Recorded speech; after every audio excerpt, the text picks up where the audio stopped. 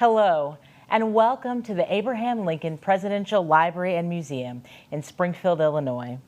I'm Christina Schutt, the Executive Director of the ALPLM, and it's my honor to welcome you to this special Black History Month program that will explore the life and legacy of Emmett Till. The recent ABC TV docudrama, Women of the Movement, has brought renewed attention to the tragic story of Emmett Till and his short life. His mother's reaction to his death was powerful and served as a catalyst for the civil rights movement of the 1950s. I'm joined today by three distinguished guests who are joining me remotely for this conversation. First is Stephen D. Booth. Hello, Stephen. How are you today? I'm doing well, Christina. How are you? Excellent. Stephen is an archivist, researcher, and member of the Blackivist, a collective of trained Black memory workers who provide expertise on archiving and preservation practices to communities in the Chicagoland area. He is currently serving as the Archivist Project Manager of the Johnson Publishing Company Archive, which is co-stewarded by the Getty Research Institute and the Smithsonian National Museum of African American History and Culture. Next, we're joined by Pamela Dc Jr. How are you today, Pamela? I'm well. How are you? I'm excellent. Pamela is the director of the two Mississippi museums in Jackson, Mississippi, which features the Museum of Mississippi History and the Mississippi Civil Rights Museum. The Civil Rights Museum, of which Pamela was the inaugural director, is the first state-sponsored civil rights museum in the nation.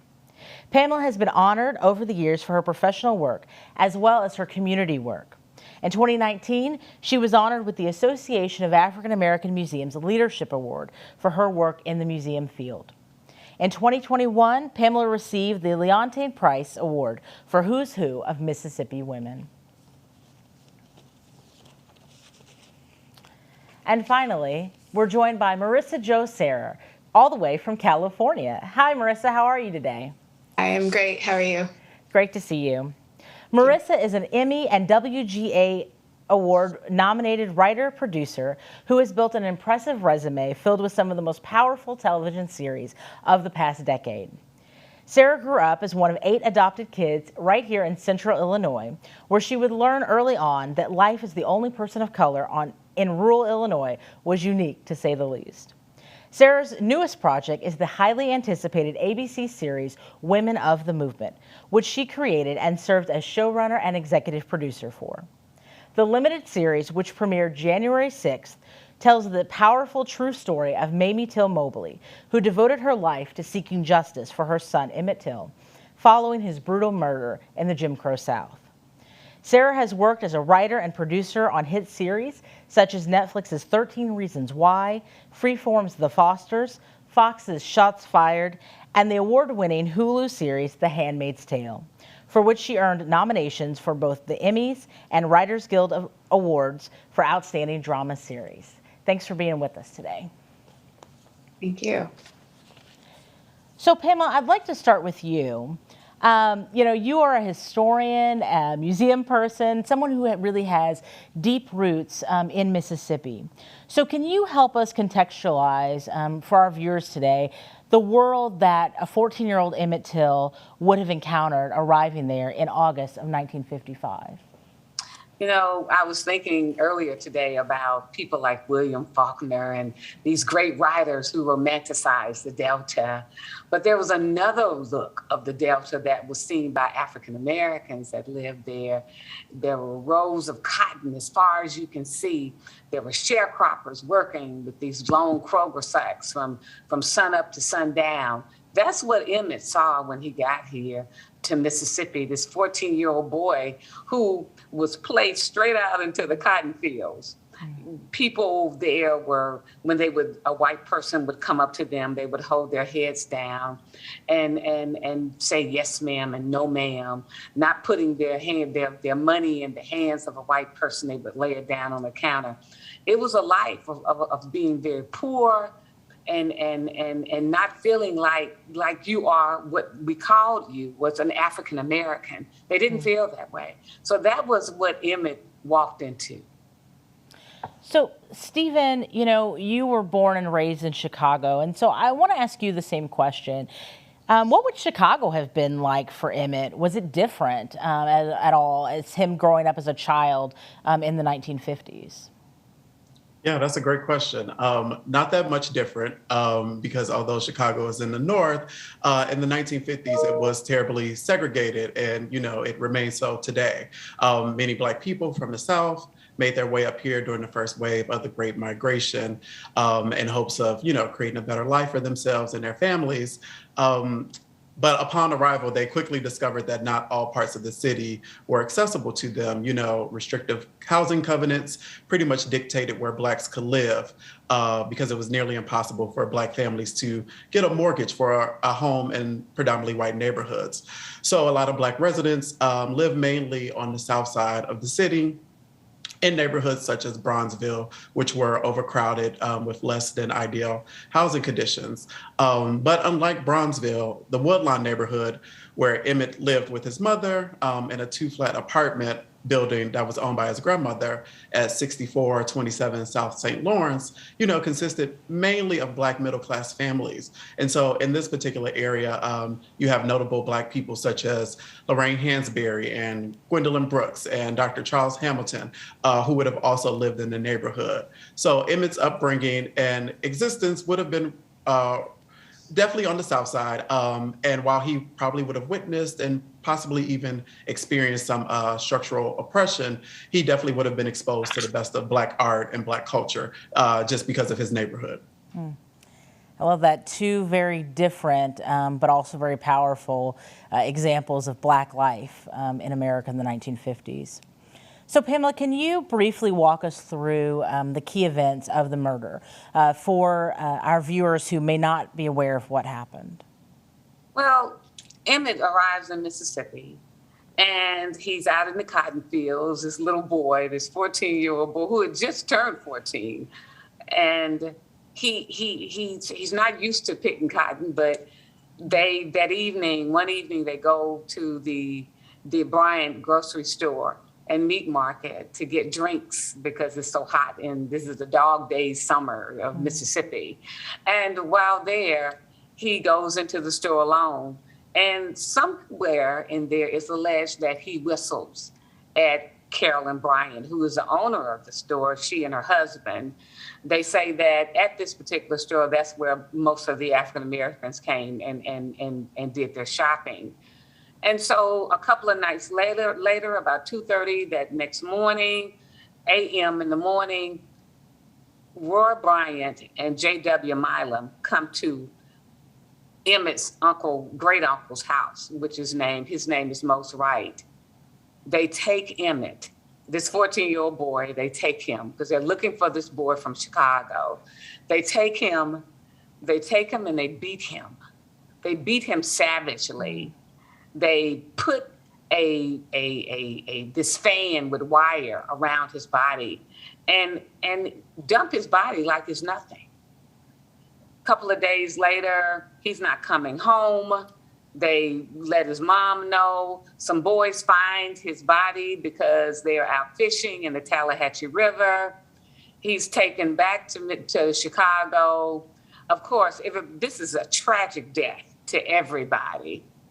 And the thing that I always think about is how the stories my grandmother told me is that everybody was wondering about what was going on with this little boy. What happened? Where was he?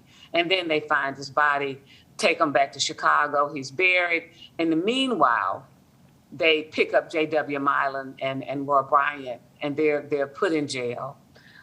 Court happens. Of course, we already can imagine what happens to him. I mean, at least as far as court is concerned. She's there.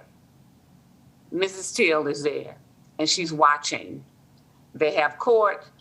Mose Wright gets up and actually points his finger at these criminals, and that's what I'm going to call them because that's what they are. These men that did this to this 14-year-old boy. And they are found not guilty. In the 1950s and the 1960s, that's Mississippi for you. I appreciated the way that you talked about that he was a child, that it's a 14-year-old child. The murder and the lynching was horrific anyway, and it shouldn't have happened to anyone regardless of their age. But the fact that you echoed so well that it's a child a child who went missing, and then a child who was murdered, right? Yes. Marissa Jo. And in fact, that was one of the things that really struck me about your retelling of the story through the program Women of the Movement. It's the way in which you reveal Emmett's brutalized body, juxtaposed with his mother's memories of the day that he was born. So can you talk a little bit about the creative decision to do that and to humanize the story in such a way? Yes, happy to talk about it. It was the most important thing for me, the deal breaker, if you will, whenever I accepted this assignment to write the story and turn it into a television show, is that I would not begin the series with a dead body or a crime scene, that I wanted to begin the story with a birth, because I wanted us to immediately see Emmett as he was, which is a human being, as a baby born to a mother. Unfortunately, in these stories, through history and present day, we often see the end of a life, whether it's captured on a cell phone or in a newspaper. We don't know who they were before their life was stolen from them. And so it was really important to me to show his birth, and also to learn that he, survived a breech birth. He survived polio only to be murdered while on vacation. So it was really important to me from the moment I think, saw Mamie Till-Mobley discuss it in either a news interview or in a documentary that I'd found on YouTube while I was doing my summer of research, where she talked about identifying his body and how grotesque it was, but it was also her baby. It was always that baby that she gave birth to 14 years earlier, and how she examined his knees and his face and his ear that had been torn off. And I couldn't imagine, I'm a mom, finding that courage or that strength to even see what they had done to my child, let alone touch him. And I was so inspired by that. I just knew before I even wrote one word that how we would begin the first part of the show is the birth. How it would end is when she's, saying goodbye to him. And of course, when she's saying goodbye, she's remembering the first time she ever met him. And I'm so proud of how it came together with our crew, with our editing team, our directors, our composer, and just our amazing actress, Adrienne Warren, who took it so seriously and wanted to capture that strength and that grace that Mamie Till-Mobley managed to find in the mother's worst nightmare. Yeah, I mean, you're so right. It's strength and grace, and as you alluded to, like bravery. Because I couldn't imagine that either, right? Having the tragedy of having to identify your son's body, but to do it with such a sense of bravery, to not look away. Stephen, that sort of makes me think about his mother's decision to then publish those photographs of her son, that she wasn't going to look away and she wasn't going to let the world look away. And it just seems so stark in comparison to really prior narratives about lynching victims and the way in which bodies were photographed. So can you, step us back a minute just to help us familiarize us a little bit with Jet magazine and really the impact of that, of what she was doing in her bravery to let the world see? Yeah, sure. So Jet was first printed beginning in November 1951 by Johnson Publishing Company, which was founded in 1942 by Black businessman and media mogul John H. Johnson. And unlike his sister magazine, Ebony, which had these elaborate photographic spreads and in-depth stories and was published monthly, Jet was a weekly pocket-sized magazine that only cost about 15 cents back then. And its focus was to really highlight news coverage about Black people in entertainment, politics, society, et cetera. And at that time, Mr. Johnson kind of felt as though there was more news and far less time to read it. And so he wanted his readers to have something that they could quickly digest in order to, stay abreast of what was going on in the Black community. And I like to think of this as being like the equivalent of, today's Black Twitter, if you will. So the story of Emmett first appeared in the September 8th, 1955 issue of Jet. And then a week later, in the September 15th issue, there's a more fuller story written by Simeon Booker, along with the well-known photos of Till's body, which were captured by photographer David Jackson. And so the story goes, at Johnson Publishing Company, many of the staffers, including Mr. Johnson himself, had severe doubts about printing the images just because of how gruesome they were.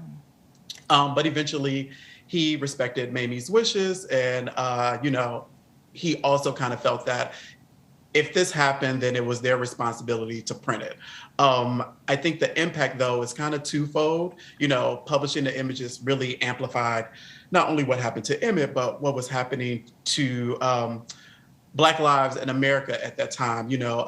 Ebony and Jet were international publications, so people around the world were reading the story. And even today, the photos are highly requested by media and production companies, museums and publishers, and are frequently used, documentaries, books, and whatnot, in order to contextualize and illustrate this period of American history.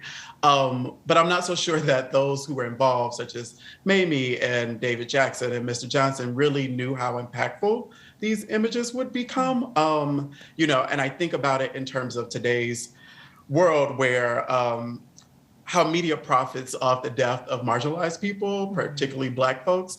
It's really traumatizing to constantly see videos or photographs of Black bodies in the street. But it makes me think that it does sell, because that September 15th issue sold out immediately, and JPC had to constantly reprint it in order to keep up with the demand. So the impact is kind of twofold. There's a pro and also a con, if you will. Yeah, it really makes me think about the way in which these racially motivated murders are displayed. I mean, that was, we know the change over the years from the sort of lynching postcards that people used to send to one another to, again, utilizing these images in different ways, where, images or even video footage nowadays in our modern time is being used for court cases, right? And used, again, in very different contexts. I'm really curious, actually, so from each of our panelists, really your thoughts about that, about how we help people really learn about these tragic events, but also move forward to action, right? How do we help to honor Black bodies and give them more honor than they often had in their death and murders? In museum context, in media context, on television, how do we do that as a community? And Pamela, maybe if you can start first for us. Well, I was thinking about that question, and I think here at and I don't know if any of you have been to the Civil Rights Museum here in Mississippi, but one thing that we wanted to do is to make sure we took you on a journey.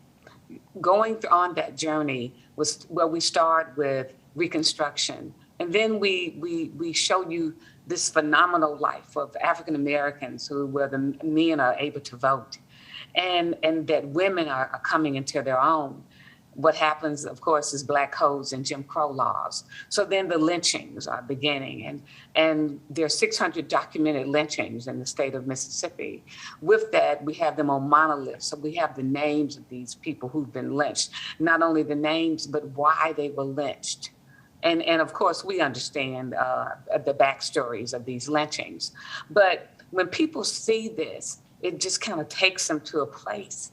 And what we want to do is, as I tell people, is that understand that the journey of the civil rights movement was not a comfortable journey. So we want you there within that journey so you can understand what that journey was about. And as you walk through and you see people like Fannie Lou Hamer and Medgar Evers and all these names and these people and the protests and what they went through and Freedom Summer and the Freedom Riders. And then you get to a place of Black power and how people are coming in their own. And at the end, you're able to look in a mirror with different quotes of people that took that journey, that were a part of this journey. That wasn't this great journey, but it was a journey that brought about a different life for people like me to be able to live in the 21st century. So I believe that telling the facts, letting people see it, because it was an uncomfortable journey. We want it to be uncomfortable for people that go through it so that they can understand. And then today, with the movements of today, to place those movements right next, juxtaposed to the journeys, movements of yesteryear. I think if we use those strategies and how they organize, I think then we're able to really come through and understand the journey of the past and understand how we move today. Yeah, I was thinking one of my favorite pieces in that museum is the sculpture in the middle, This Little Light of Mine, and even all of the signage throughout that reminds people that there were these glimmers of lights of people who were fighting against this injustice. I mean, just so powerful. Yes. Yes. Marissa Jo, what about you? How do we think about these events and portray them? Well, you just made me cry, Pamela. So inspiring, because I just agree. And I think from my point of view, because, I'm a storyteller and, Women of the Movement, the goal is to not just have, season 1 where we tell Mamie Till-Mobley's story, is to tell as many stories, as many seasons as possible, because there's so many unsung heroes. And so for me, my point of view and the way that I just approach story, humanity forward. And what I mean by that is just it's not about what happened to Emmett Till. It's who was Emmett Till? Who was George Floyd? Who was Trayvon Martin? Who was Jordan Davis and countless others? Who was Sandra Bland? Yeah. Who were they? It's not what happened to them. And it's not a poster or a t-shirt or a hashtag. And so when we get the opportunity, when people are willing to invest millions of dollars into funding a television series or a movie or a documentary, it's our job to go deep and to show the world who these people were, to show them living their lives. What were their hopes and dreams? What was stolen from them? What was stolen from us? What was stolen from their families? So that's my approach and what I try to do with everything I write or produce, or if I'm attached to, is just who were they? And so that's my little, I'm not an activist. I don't have, really important jobs like these two amazing people here. But what I can do is tell stories, and I can do it with empathy and humanity. And so I think that's what I hope to continue to do with these specific kinds of stories. Oh, I love that. It's so encouraging to see that, again, that agency that you've given back to these people, in the future, right, in our present, that they didn't get often in their own lives.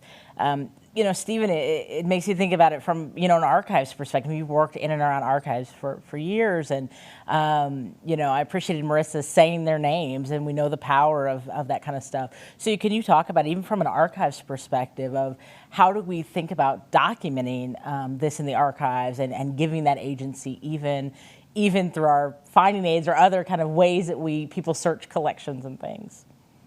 Yeah, absolutely. But, beyond just thinking about collecting and organizing, describing materials, from an archival perspective, what we truly do and kind of provide is accountability, right? We're the keepers of this documentary evidence, as Pamela put it, the facts, right? Of what happened, and what's also currently being done, whether that be by individuals or in communities. And, it can be uncomfortable just because of our close proximity to the materials, especially dealing with traumatic materials day in and day out, and wanting to provide access to them. That's kind of it. It's our professional obligation, but also, we have a social responsibility to do that in the hopes that it will help increase the awareness and, understanding of past events in today's society, and really, providing access in a meaningful way that, Pamela and her team can utilize it in an exhibition, or Marissa Jo and her team can shape a story out of it to really contextualize these historic events, and give them life in a way that's beyond just them being in a folder, in a box, in an institution, on a shelf. And so as archivists, we really are responsible for making our collections available in a way that they can be utilized in such magnificent ways, such as exhibitions and through film. Thank you. Yeah.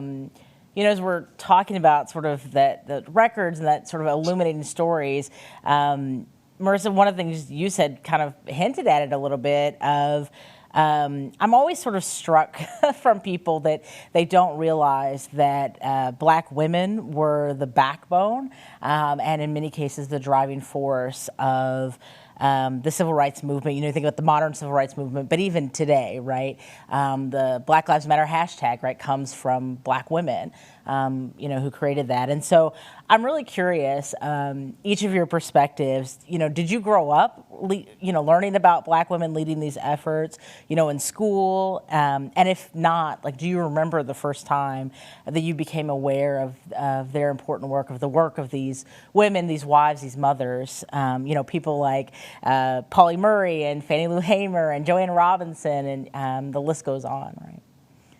I did not grow up learning about any of these women, any of them. I think the only name I can recall from my, preschool, elementary, junior high, high school, truly is Rosa Parks. That's, Harriet Tubman. Those are the names, especially, where I'm from, specifically a very tiny rural, community in central Illinois. Outside of Springfield, cornfields. So no, it was probably college when I moved to Chicago. And then just more as an adult and just seeking out the information myself, just as a storyteller. And I can't recall. And I wish I could. People ask me all the time, even the Emmett Till story. I don't remember when I first learned about Emmett Till, but I know I wasn't a kid. I know I was an adult. And that's unfortunate. And that's why we want to keep telling these stories, to provide another avenue if it's not being taught. Yeah. Pamela, what about you? Did you grow up hearing these stories, and or do you remember when you first heard about them? It's so many stories because I live right here. I grew up in Jackson, Mississippi, where the activists were marching, and my grandmother was on the phone with ministers and what have you. And so I heard these names, and I remember the first time I heard of Myrlie Evers. Mm-hmm. And I was just in awe because I'm listening to my grandmother talk about this woman. And from then I was interested and I wanted to know about these people. So I've always had that thirst of learning and to read. And even before I even started, even before even in middle school and in high school, I'd heard about Fannie Lou Hamer and some of these other women. And now, when working in this museum, and some of the civil rights activists who are still alive, when they walk through, I may not get but a year with them or maybe 2 years with them, but just to touch the hem of their garment and the work that they did is just so amazing. So I just tell people the assignment that I have and the journey that I've been on has been amazing because I've been able to be around some of these women of today that worked yesteryears and did the work for me to be in such a position that I am today. I love that. It's that sort of great cloud of witnesses, and just being able to be in that presence of that energy.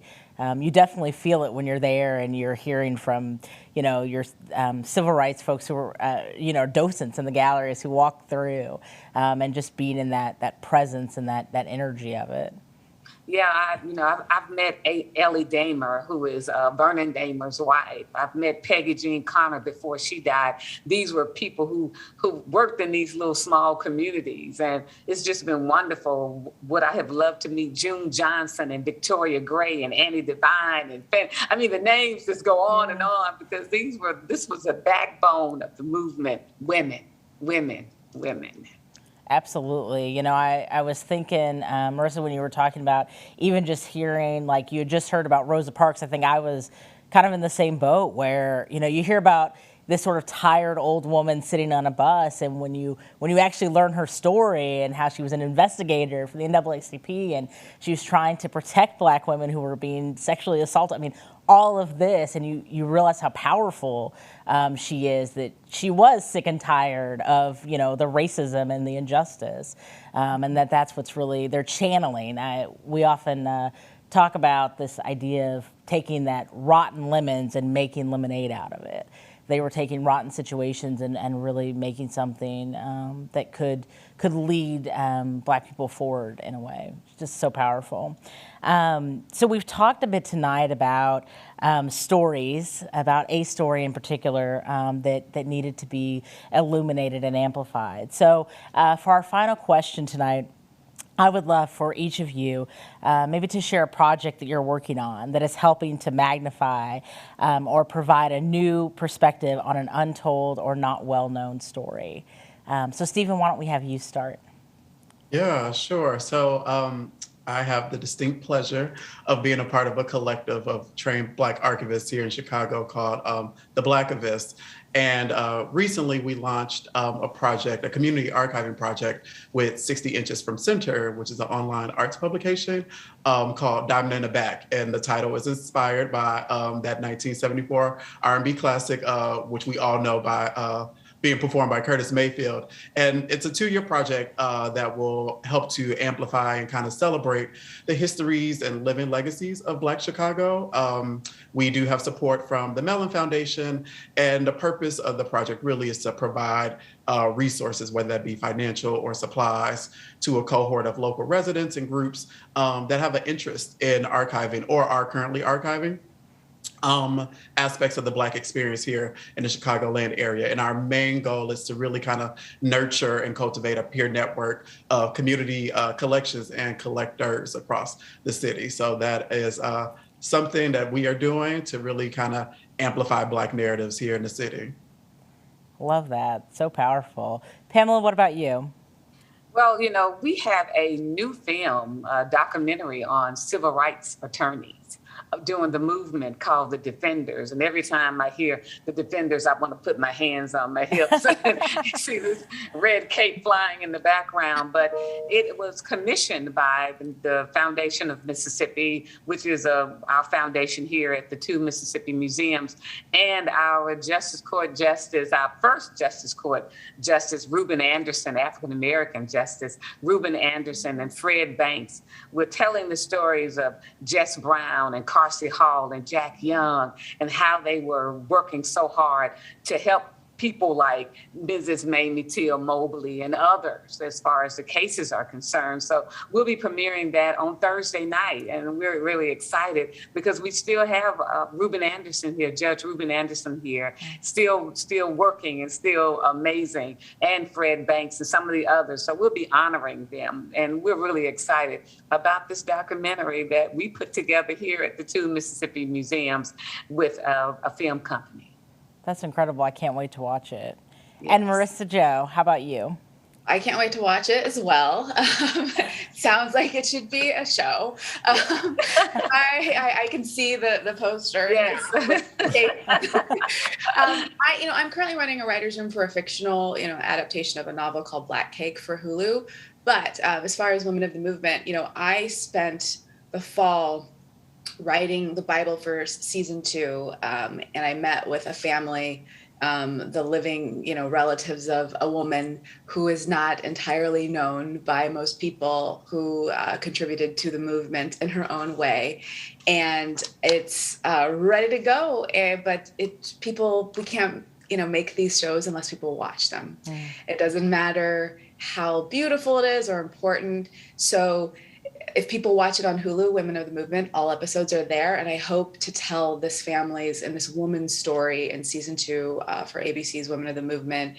I can't tell you. I wish I could tell you, but it's not, hasn't been ordered, but it's another important woman, and a woman whose name that some people may know, but I think most people don't. I love that. What an incredible way to amplify stories. So we definitely want to remind people you can watch Women of the Movement now on Hulu. Please, please, please watch it. Please learn about these stories. That's the only way that we're going to ensure that our history moves forward. And when I say our history, I mean our history. It's our American history, because Black history is American history. So I want to thank you again to our distinguished panel, Pamela Junior from the two Mississippi Museums, Stephen Booth with the Johnson Publishing Company Archive, and award-winning producer and writer Marissa Jo Cerar. And thank you for joining us for a discussion of the life and legacy of Emmett Till and Women of the Movement. My name is Christina Schutt. I'm Executive Director of the Abraham Lincoln Presidential Library and Museum here in Springfield, Illinois. We invite you to join us for future programs, both in person and online, by checking out our events page at presidentlincoln.illinois.gov. Thanks for watching. We'll see you again soon.